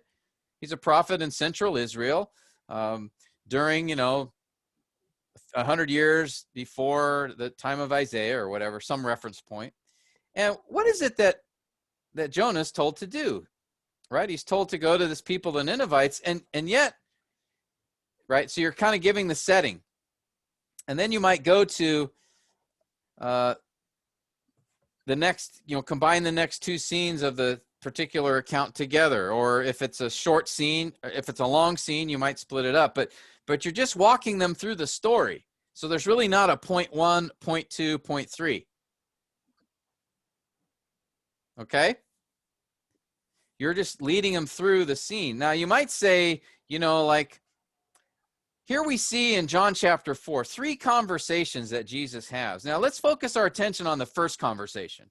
You could structure it that way, but that's not a sermon point. That's really just a guiding them in their thinking. So let's focus on this first conversation Jesus has with the woman. Let's start in verse 7. You might read verses 7 to 9. So what do we learn here? And right? So you just start telling the story, and then maybe you get to verse 28. You say, okay, so that's the conversation Jesus has with the woman. Let's turn our attention now. A second conversation Jesus has in the stories with the disciples. They're getting ready to come back from being in the village, and they're going to see Jesus talking with this woman. What are they going to be thinking? Right? Because these guys, you know, so you build that up, you read that next scene, but you're not telling it point by point by point. You understand the difference? You're telling a story, and stories don't happen that way, right? So I'm just, it's a little different approach. Well, it's a very different approach than what we were encouraging you in the first module when you were preaching through the epistle. Because there it's much more structured, it's much more didactic, because it's in the form of an instruction, whereas a narrative is in the form of a story. So it unfolds differently than from an epistle. So, Pastor Tim, Yeah. do I understand that in this example you are describing of how to approach it, we don't necessarily need to articulate a point, okay? But rather bring our audience from scene to scene as it develops. Is that what? Yeah. That's what I'm getting. Okay. Yeah, like in Ruth 4. Not really postulate a particular point. Right. Like we do in the epistles. Okay. Point number 1, point number 2, Right, because a story usually has just one overarching point. Yeah. Because I saw you do that. You remember when we went up Valencia and then you preached on John? John 9, yeah. Yeah, I took particular notice of that. I was not able to take that up with you, but I noticed you did not have a point. No, but in the end, you just made a point. Yeah. Yeah, that story is a good example of inductive, because it's like, what is this blind man and what is this going on here? In the very end, you realize John was wanting to show us that the blind man had spiritual sight, and the Jewish leaders were spiritually blind. So there's an irony there, but you don't see that till the end. And so, yeah, I think that's intentional by the author. And so I think try preaching a sermon that way. So, okay. All right. Don't feel like you have to, okay, the first 10 verses, this is the point from the first 10 verses, and here's the point from the next 10, and here. But sort of like unfold a story in its scenes and lead us, ask good questions, have good insights, make good observations as you walk through the story, keep our attention, and then lead us to, the punch at the end of what the point of the story is. Pastor Tim, yeah. Is it the same as when you consider a sin, because there are plenty of sins in the story? So, for example, you're focusing on a particular sin at this time. You're preaching that sin. Is it the same as making reflections on that sin to the congregation? Is it something like that, similar to that, making reflections. What do you mean making reflect? Like, oh, Uh, your thoughts about it, or Something like that. It's like interactive, but it's not. It's like you're drawing the lessons out of that particular scene, yeah, because it's like progressing, right, until you reach the end. But each scene must be each scene's lessons must be reflected uh, on that particular preaching. yeah. Here, let me show you. I'll show you John 4. I'll just show you my manuscript, okay? And maybe I'll try to highlight what I'm saying here. Okay, can you guys see it? Yep. All right, it's my manuscript for John 4. Notice I called it the living water, all right? Which really isn't the main point of my sermon, but it's something people relate to. Plus, I gave this message as part of our mission conference, and that was the theme. It was living water, so they gave me this text, all right? So I was sort of given the title, but I said, that's fine. So what I did is I started with the introduction related to water, okay? So I'm just trying to get their attention. I'm drawing them towards the passage, all right? So I talked about the importance of water and blah, blah, right? And then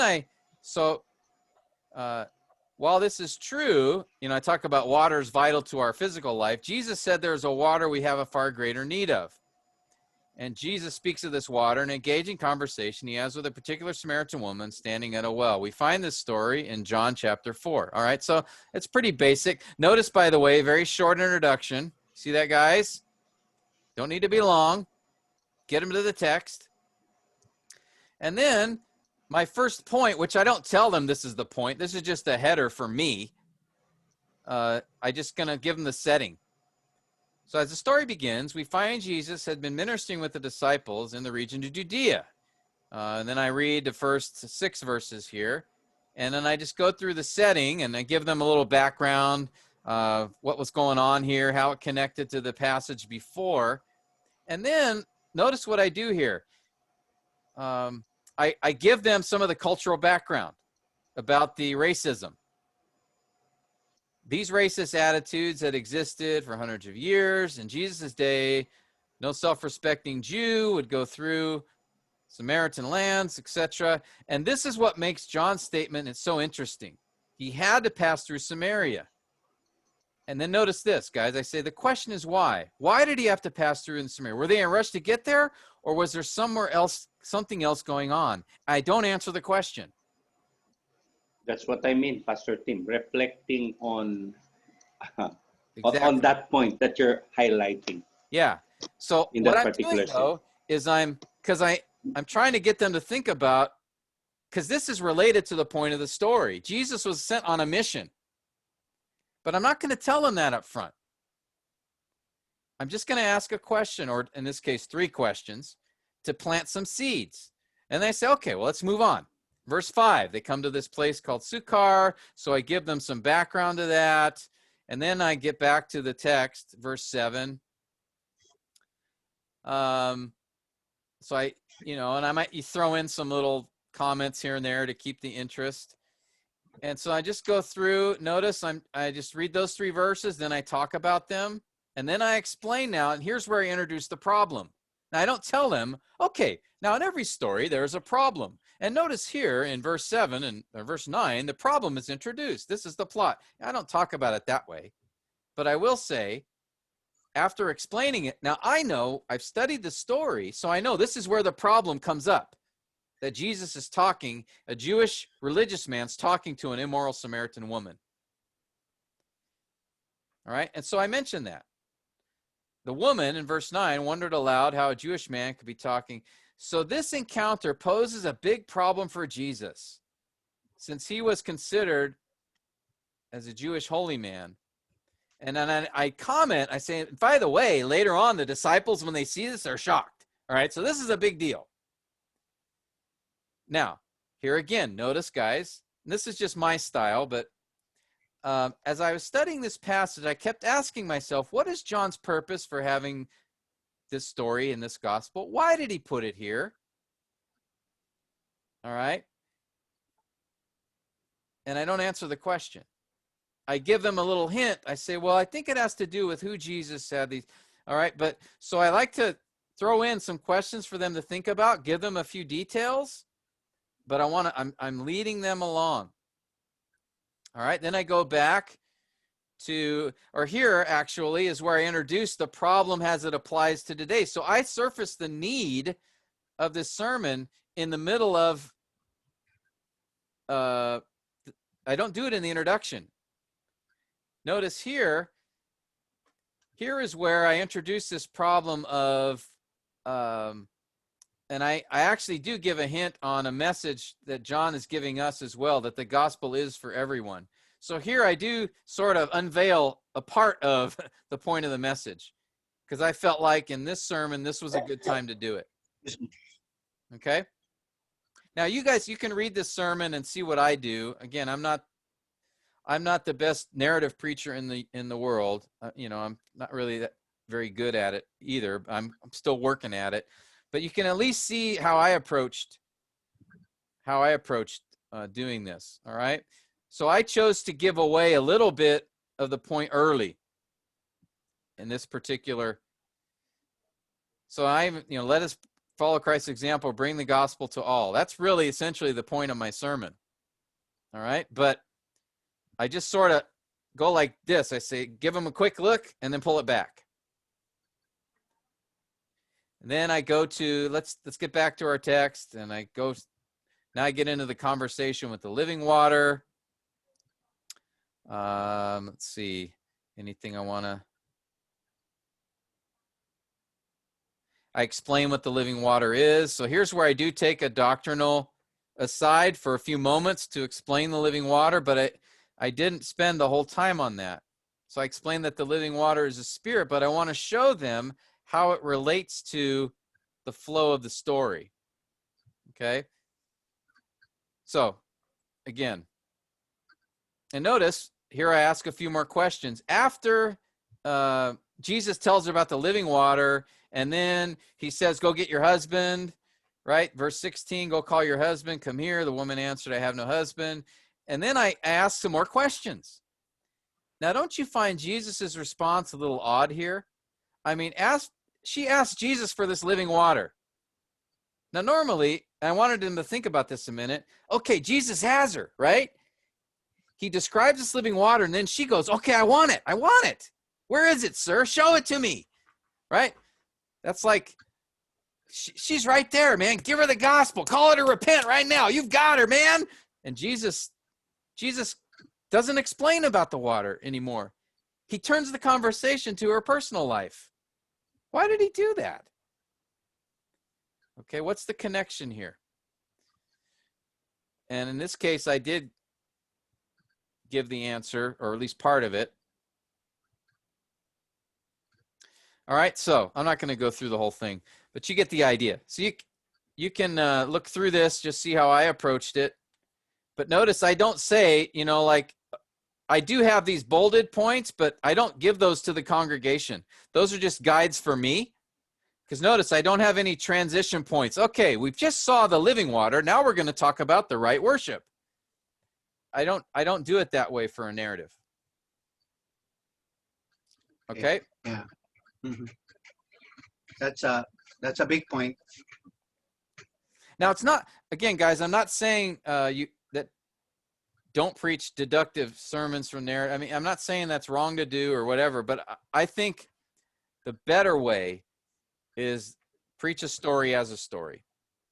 Preach an epistle like an epistle. Preach a poem like a poem. When we talk about poetry, there's going to be some elements of an epistle, but also elements of poetry that'll come in there. All right? Yeah. And besides, Pastor Tim, that also breaks our monotony, especially when people are listening to us week in, week out. Yeah. It breaks our monotony also in the patterns of how we address them. So in some ways, it becomes a novelty also for them. Yeah, that's a good point. Mm-hmm. And as I got to the end, toward the end of my sermon, right, I'm in the last part of it. Now I start asking the question, here again, we need to ask ourselves, what is the point of this story exactly? Why did John put it here? What was his purpose? And now I've given them enough details. Now I want them to see in this particular story, there's something more John wants us to see. And it's connected to that problem at the beginning. See, so now I'm drawing them back. As I get to the end of the story, as I approach the climax, I remind them of the problem. And then here it is. Notice in verse 27, how the disciples reacted when they saw Jesus speaking with the Samaritan woman. They were amazed. They were even shocked. Now, I didn't give them my whole word. I did a word study on that word amazed. But I don't give it here. I don't dump that information on them. I just tell them the key meaning, which is shock. They were shocked. Great surprise. All right. But I don't go through a whole detailed word study. Now, I might, if this were an epistle, and I already wanted to make clear what this word means, I might give more information. But I'm telling a story. Okay, so I'm not going to expand on, the exegetical details as much. Anyway. Pastor Tim. Yeah. Pastor Tim. In John's narrative, in John chapter 4, our passage in point, even Jesus himself builds to a climax.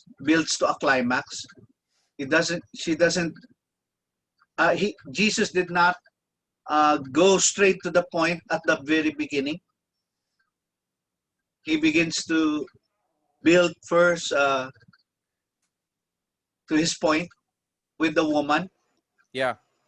Going through her background, her point of interest, and bringing all of that together to bring it to his main point. Well, Jesus is the master storyteller, right? I mean, the parables are legendary, right? Because he's so good at, he identifies, okay, what is the point that needs to be made? And he tells a story that, like if you look at the Good Samaritan, or the parable of the two sons, right? Those are inductive. We don't get the power of the point till the end, or the unforgiving servant. Jesus will lead us, and then at the end there's that twist, and and then Jesus gives an application. So I think we want to try to learn from him. I mean, he's a master storyteller. So what I did notice here, as I get toward the end of my sermon, I start connecting the dots. Remember the questions I asked earlier? This is where I start bringing them together. Jesus, knowing their reaction to seeing him converse with the Samaritan woman, he wants to teach them an important lesson here, a lesson that stuck with John all those years. It's a lesson he wants us to learn as well. For rather than take some food, Jesus says, my food is to do the will of him who sent me. Consider that word sent. It's significant to this story. It really connects the whole story together. Now, I haven't talked about sent at all yet, but I did ask some questions early on as we were going through the story. Why is it Jesus had to go to Samaria back in verse 4? What is the significance of Jesus' statement that the Father seeks true worshipers, verse 23? Why would John say the disciples did not ask him, what do you seek, etc., right? And then, so now I'm connecting the story together. Here it is. Bang. He says, I've been sent on a mission, and I send you. You also are on this mission. There we go. And then there's the picture of the Samaritans coming with the white hats, the harvest. So I give that illustration, and etc. And now I'm at the conclusion. The gospel is to be taken everywhere to everyone, and here we are. So I'm repeating the main idea of the sermon. And then the application. Here's my application. So guys, notice I'm almost tell the whole story. I did do a short reveal early, but basically the whole point of the story is this last, it's only a couple minutes. But by now, if I've told the story well, people are like, ah, I see. And now I'm giving them application.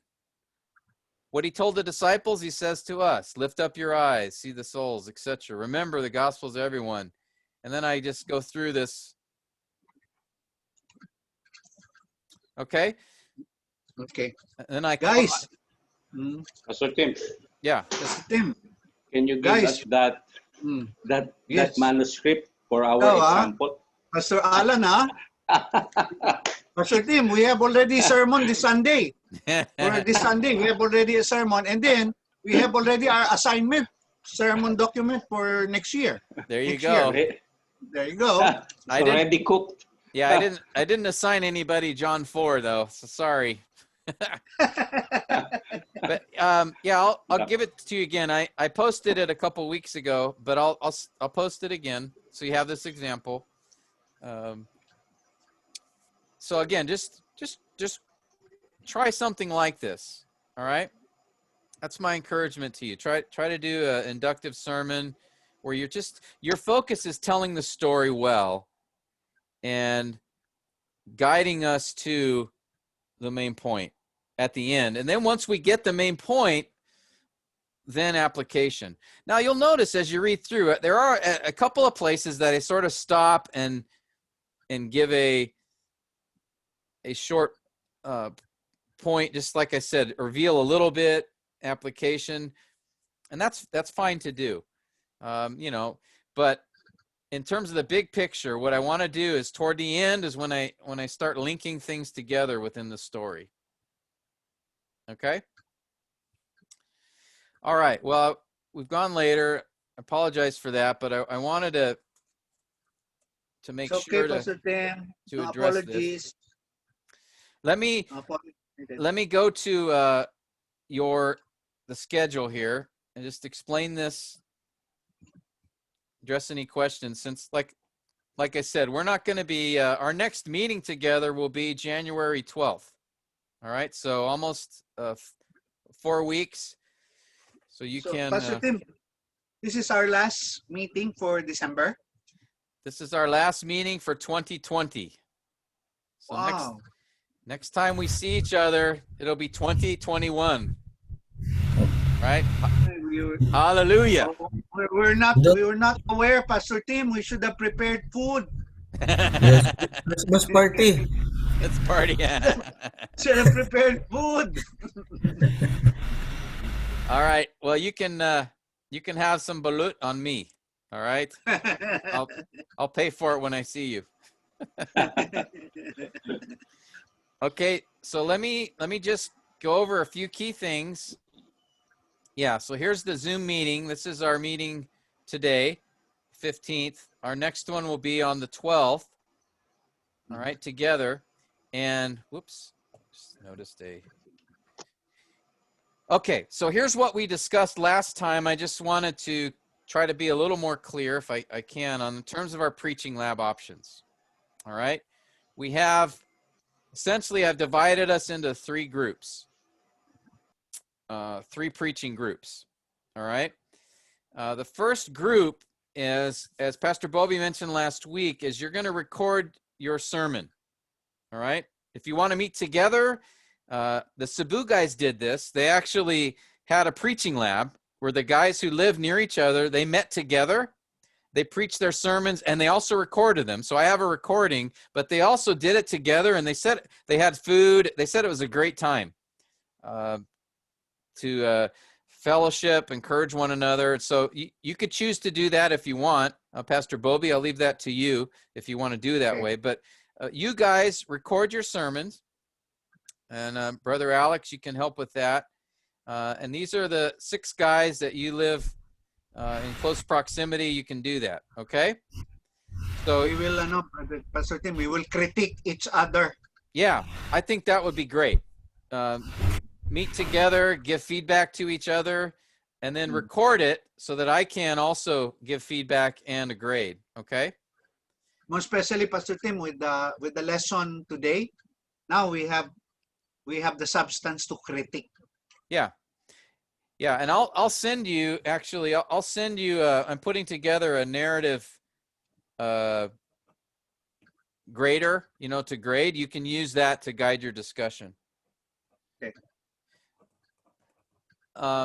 Okay, so that's the group located near CDO. Now, I know some of you guys are more remote, and so you have the option, you have two options. One is, and this is the one I would encourage, because Wi-Fi is not reliable necessarily. I know, Brother Anselmo, you're having problems today with yours.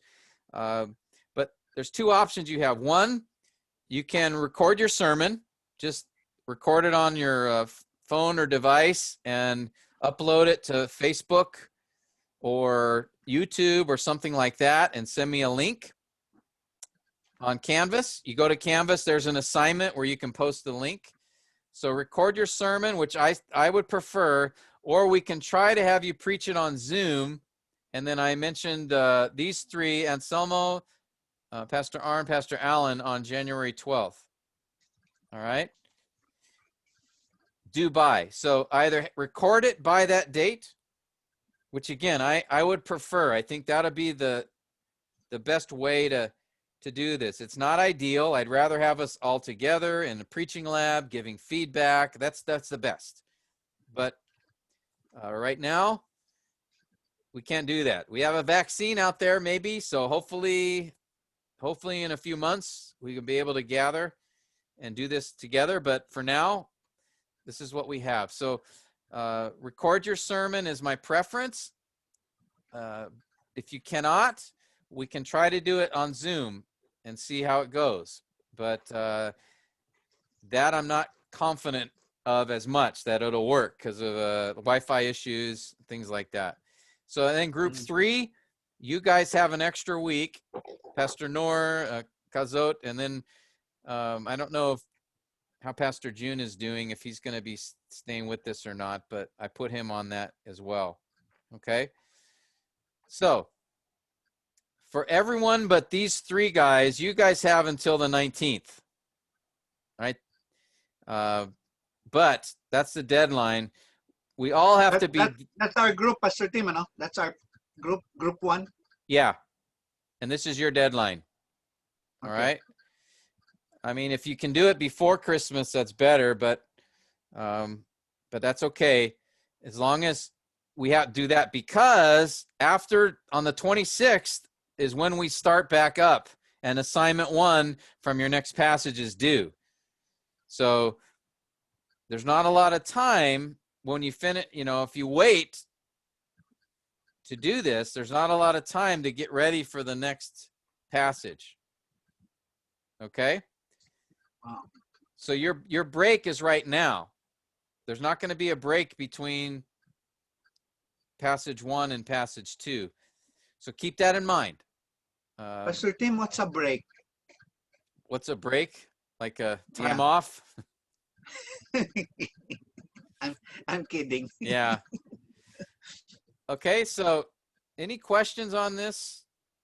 We have to really stick to this schedule in order to, I want to begin module 3, as I said last week, by early April, so that perhaps if the Lord allows for me to come, and maybe there's some opportunity in May or June or something, we could do module 3 together, but I'm not assuming that's going to happen. So we'll probably module 3 we'll be doing as a weekly basis like we're doing now, but let's see what the Lord does. Things are happening fast now here. I think delivery trucks pulled out of the company. People are getting shots in the U.S. now. Yeah. Saw that yesterday in the news. Yeah. In the U.S. So I think there's going to be 20 million doses given this month, and then by June, essentially, most of the country will have the opportunity for vaccination. Pastor Tim, could we take the opportunity, if you don't mind, will you have the vaccine? Will you allow yourself to be vaccinated? It'll probably be required because if I'm going to travel, I doubt I could get into the Philippines without it, honestly. Okay. So I don't have a strong conviction about this vaccination because it's not. Some vaccinations have been used harvesting aborted fetuses, aborted Yeah, babies, but that's correct. these vaccines don't. They're just, it's a new approach, so Yeah, it's more of they a. said Sorry. the Moderna's vaccine is not like that. No, Moderna and Pfizer are different. So it's just there's a risk because it's a new approach, so people don't know what it's. But it's like mRNA. Yeah. So I don't have any moral concerns about it. Just physical, is it? But at this point, if that's what I have to do to be able to, if that's what I have to do to see you guys, then I'll do it. Wow. Did you hear that, guys? Yeah. Thank you, He's, Pastor T. Pastor Tim is going to take a risk. No? I'm serious, yeah, I'm serious because That's really serious. That's really serious. the approval of this by the vaccine is not according to the usual time frame Yeah. for approving vaccine. It's really new. It's very really abrupt. new, and we can say it's still Very abrupt. untested.